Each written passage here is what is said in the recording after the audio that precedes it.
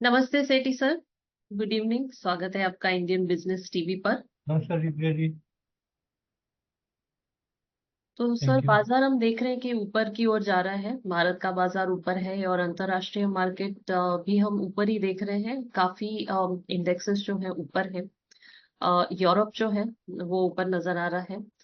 German डैक्स जो है वो रिकॉर्ड हाई लेवल पर है और आज फिर से हल्का सा ऊपर नजर आ रहा है। क्योंकि हमने देखा है सेकंड क्वार्टर खत्म हुआ है, तो जल्दी ही कॉर्पोरेट रिजल्ट्स आना शुरू हो जाएंगे, तो इसलिए जर्मन डैक्स हम ऊपर देख रहे हैं।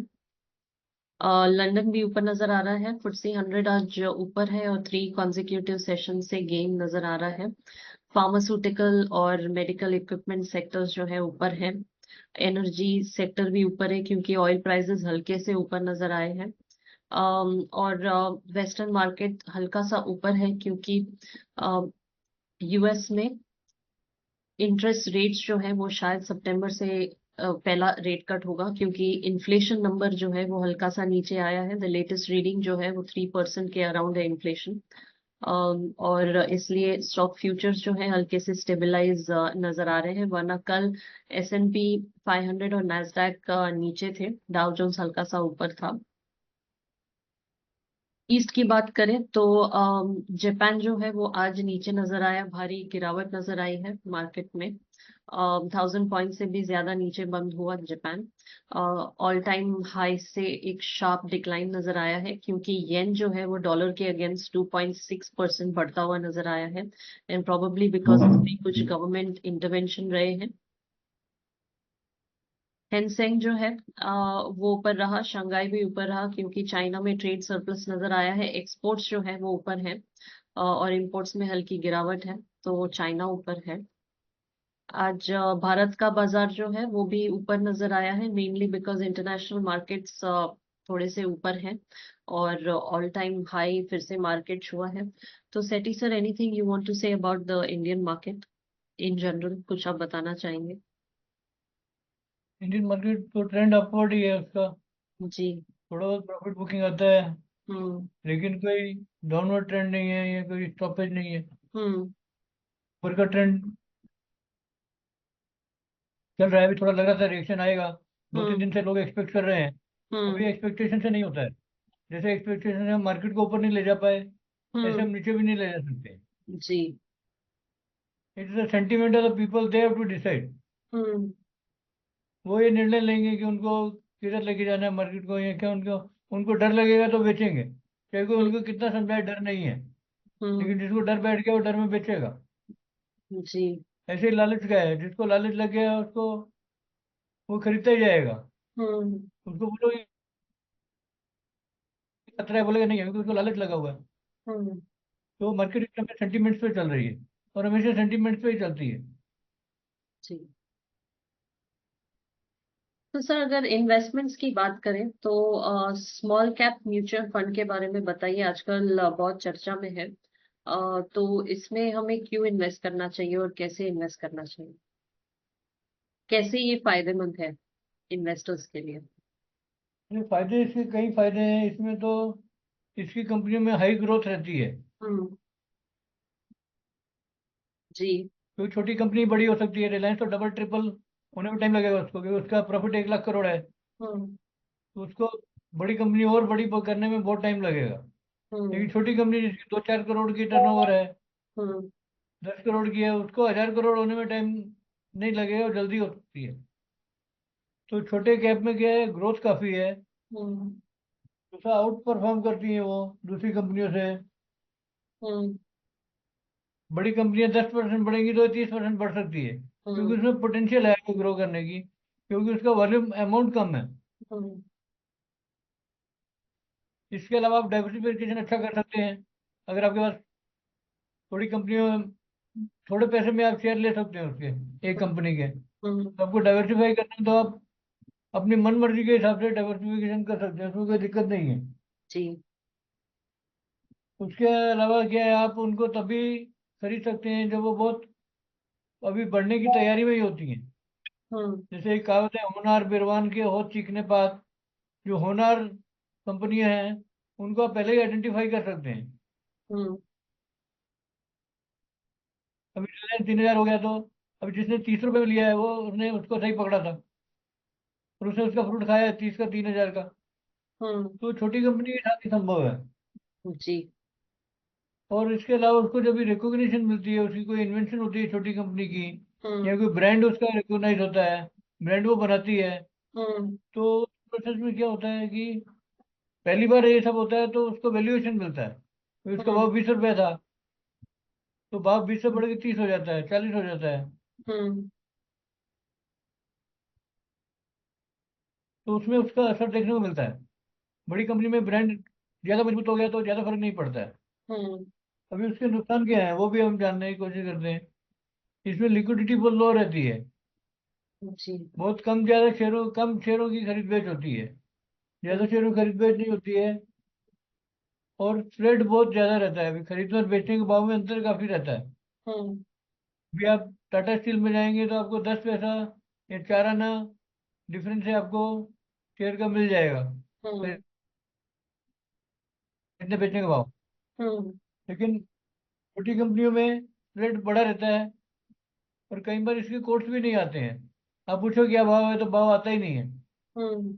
क्योंकि उसके लिक्विडिटी बहुत कम है। दूसरा क्या है, अंडर परफॉर्मेंस करती है ये।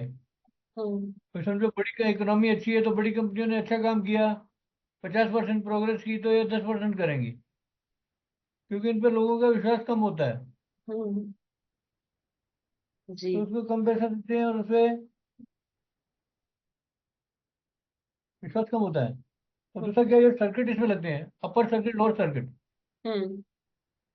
उसमें फंस जाता है इन्वेस्टर, क्योंकि वो शेयर को बेचना चाहे और नीचे गिर रहा है तो बेच नहीं पाता है, हम्म। और ऊपर जा रहा है खरीदना चाहे तो खरीद नहीं पाता है। तो ये दोनों के प्लस एंड माइनस पॉइंट है, और अभी आजकल ये इसलिए चर्चा में है कि कुछ म्यूचुअल फंडों ने फ्रंट रनिंग में पकड़े गए थे, हम्म। उनके खिलाफ कार्रवाई हो रही थी। तो उनके खिलाफ जो कार्रवाई हुई तो वो ज़्यादातर छोटे म्यूचुअल फंडों में थे उनका स्टेक। हम्म। तो इन्वेस्टर ने क्या किया, अपने छोटे फंड वाले स्मॉल कैप वाले शेयर बेचने शुरू किए। हम्म। उनमें कोई खरीदार नहीं था तो उनमें गिरावट ज़्यादा आ गई। हम्म। तो सेबी ने भी इसके लिए सावधानी बरतने का के लिए कहा फंड वालों से। तो उस चक्कर में सारा ये हो गया कि इस पर से छोटे कैपिटल वाली कंपनी से लोगों का फेथ कम हो गया है अभी। हम्म। तो इसलिए जो है आपको सोच समझ के काम करना चाहिए। हम्म। तो सर आप एडवाइस क्या देंगे इन्वेस्टर्स को? एडवाइस यही है कि उनमें ग्रोथ काफ़ी है तो आप लीजिए उनके शेयर, लेकिन 10-15% ही लीजिए। हम्म। अब 100 रुपये का 100 रुपये उसमें मत डाल दीजिए। हम्म। लार्ज कैप में डाल रहे हैं आप, इंडेक्स फंड में डाल रहे हैं, तो इंडेक्स और लार्ज फंड में डुप्लीकेशन हो सकता है। हम्म। तो उसमें जो देखिए मिड कैप के कुछ अच्छे शेयर ढूंढिए, और हम्म। लोअर कैप भी जरूर ऐड कीजिए, तो लो कैप, लेकिन वो 15% से ऊपर नहीं होना चाहिए आपके पोर्टफोलियो का। हम्म। जैसे गोल्ड है, गोल्ड आपका 10% होना चाहिए। जी। ऐसे ही जो इंडस्ट्री आपको बहुत अच्छी लग रही है उस इंडस्ट्री के सेक्टर फंड का आप ले सकते हैं। हम्म। और आप एवेल्युएट करते रहिए कि क्या ट्रेंड चल रहा है बाजार हम्म। में। हम्म। हर 3-6 महीने की हमारे को पूरा उसका रिपोर्ट कार्ड रहता है हमारे सामने, कि हम्म। कौन सी इंडस्ट्री अच्छी चल रही है, कौन सी कंपनी अच्छा काम कर रही है, कौन सी खराब कर रही है। हम्म। तो उसके हिसाब से आप तुरंत निर्णय ले सकते हैं क्या करना है आपको। हम्म। जी। Sir anything else on small cap funds आप बताना चाहेंगे? नहीं, म्यूचुअल फंड के बारे में तो इतना ही। जी। तो सर थैंक यू, आपने जानकारी दी दर्शकों को। अ, ठीक।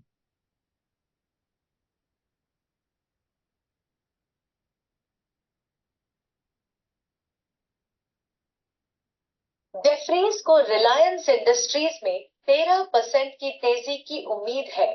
उम्मीद है कि रिलायंस जियो 2025 तक $112 बिलियन के मूल्यांकन के साथ सूचीबद्ध होगी। जेफरीज को कैलेंडर वर्ष 2025 तक रिलायंस जियो की संभावित लिस्टिंग का अनुमान है।